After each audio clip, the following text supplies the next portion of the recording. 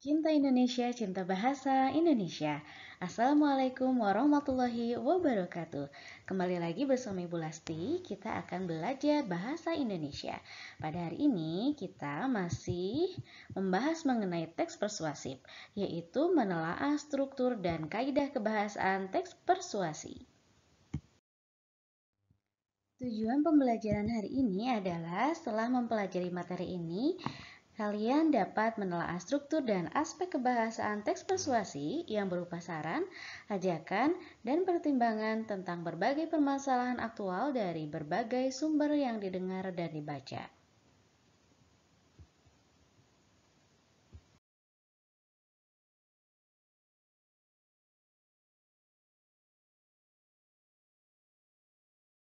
Struktur dan unsur kebahasaan untuk menulis teks persuasif yang baik. Struktur teks persuasif. Teks persuasif dibentuk oleh beberapa bagian yang antar bagiannya disusun secara sistematis dan saling berhubungan. Teks itu diawali dengan pengenalan isu, diikuti dengan paparan sejumlah argumen, setelah itu dinyatakan dengan ajakan-ajakan yang diakhiri dengan penegasan kembali. Pengenalan isu yakni berupa pengantar atau penyampaian tentang masalah yang menjadi dasar tulisan atau pembicaraannya itu. Rangkaian argumen yakni berupa sejumlah pendapat penulis atau pembicara terkait dengan isu yang dikemukakan pada bagian sebelumnya. Pada bagian ini dikemukakan pula sejumlah fakta yang memperkuat argumen-argumennya itu. Pernyataan ajakan yakni sebagai inti dari teks persuasi yang di dalamnya dinyatakan dorongan kepada pembaca atau pendengarnya untuk melakukan sesuatu. Pernyataan itu mungkin disampaikan secara tersurat ataupun tersirat. Adapun kehadiran argumen berfungsi untuk mengarahkan dan memperkuat ajakan-ajakan itu. Penegasan kembali atas pernyataan-pernyataan sebelumnya yang biasanya ditandai oleh ungkapan-ungkapan seperti demikianlah, dengan demikian, oleh karena itulah.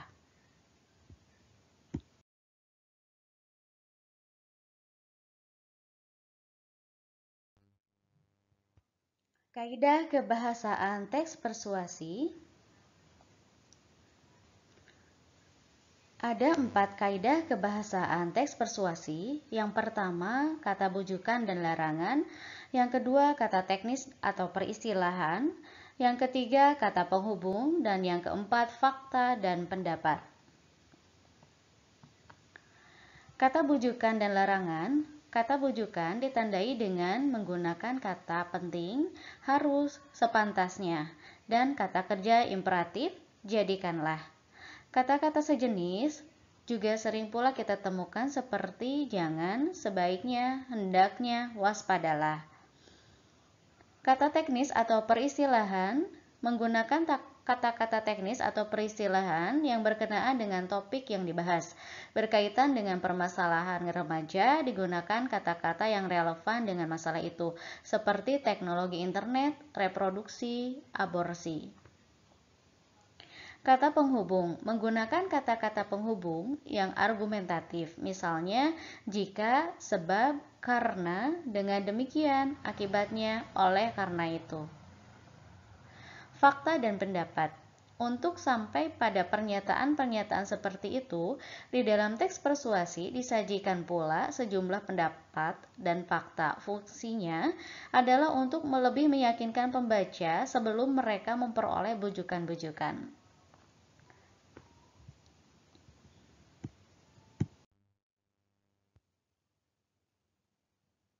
Pendapat dan fakta. Perhatikanlah contoh berikut ini.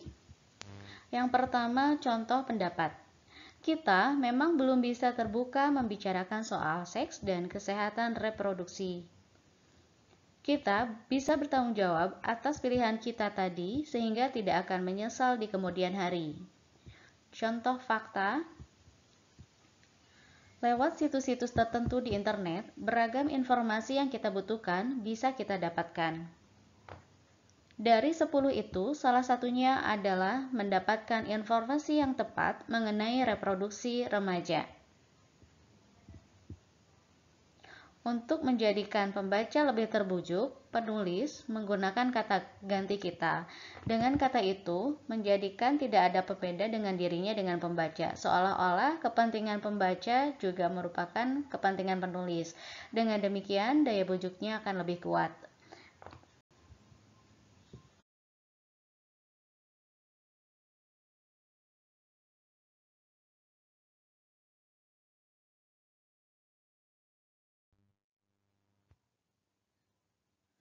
Kaidah kebahasaan yang berfungsi sebagai penanda utama dalam sebuah teks adalah terdapatnya pernyataan-pernyataan yang mengandung ajakan, dorongan, bujukan, dan sejenisnya.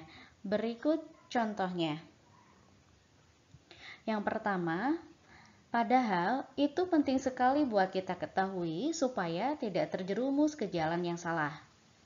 Yang kedua, sekedar mengingatkan saja, sebagai remaja kita punya 10 hak reproduksi yang sepantasnya kita pertahankan. Yang ketiga, sekali lagi kita harus hati-hati dan waspada dengan situs-situs yang akan kita kunjungi. Yang keempat, jadikanlah wahana yang satu ini sebagai penambah wawasan.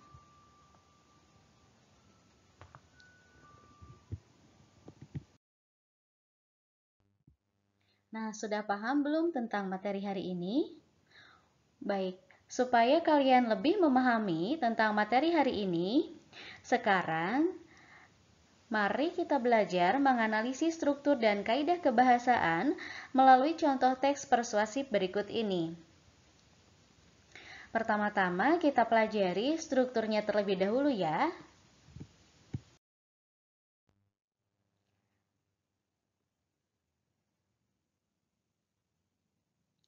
Nah, dalam teks persuasif yang berjudul Cerdas Memilih Pemimpin ini terdiri dari 4 paragraf.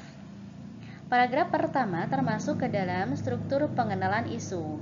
Kenapa? Karena pengantar atau penyampaian masalahnya yang menjadi dasar tulisannya adalah mengemukakan tentang demokrasi pemilihan umum. Kemudian, pada paragraf kedua merupakan rangkaian argumen karena terdapat isu yang dikemukakan pada bagian sebelumnya. Pada paragraf ini terdapat pula pendapat si penulis yang berusaha untuk meyakinkan pembacanya, yakni kita harus memilih calon pemimpin dengan latar belakang yang baik, riwayat pengalaman yang teruji, sampai visi dan misi yang terarah dan objektif untuk kebaikan negara. Nah, pada paragraf yang ketiga merupakan pernyataan ajakan. Sudah terlihat dengan sangat jelas pada kalimat pertamanya yang berbunyi, marilah memilih pemimpin secara cerdas dengan mengabaikan perasaan subjektif seperti hanya menyukai saja, terlebih lagi sebab adanya dorongan orang lain. Dan kalimat di akhir paragraf yakni pilihlah pemimpin lewat analisis serta penilaian yang efektif dengan cara mengenal apa yang sempat ia kerjakan, apa yang dapat ia kerjakan, serta apa yang bisa ia bawa di dalam kehidupan bangsa. Selanjutnya, paragraf yang keempat merupakan penegasan kembali berisi pernyataan-pernyataan sebelumnya. Terlihat pada kalimat, karena itulah sebagai pemilih cerdas, maka kita akan selalu mengevaluasi objektif pada calon pemimpin serta partai yang mengusungnya. Bagaimana, sudah paham dengan analisis struktur dari teks persuasif? Mudah bukan untuk memahaminya?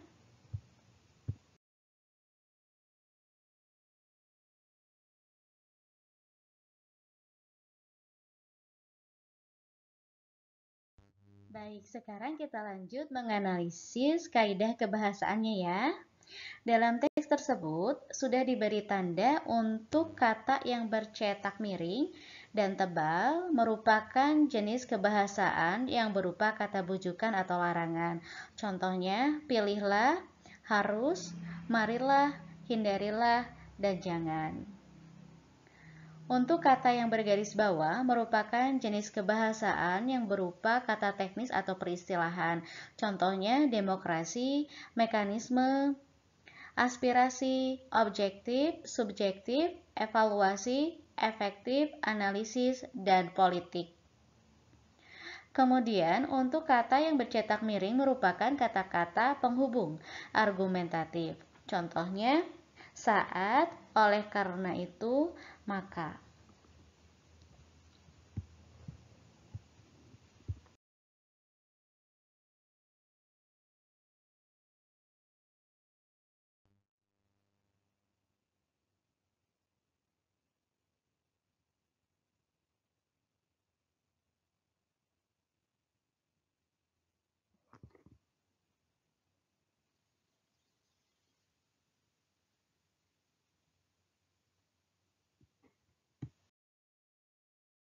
Nah, itulah tadi sedikit pembahasan mengenai analisis kaidah kebahasaan dari teks persuasif.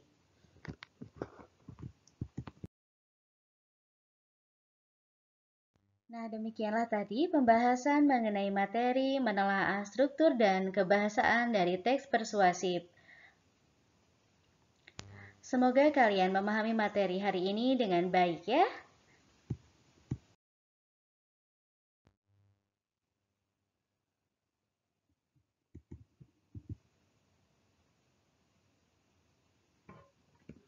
Terima kasih sudah mengikuti pembelajaran daring di Lastinine Channel.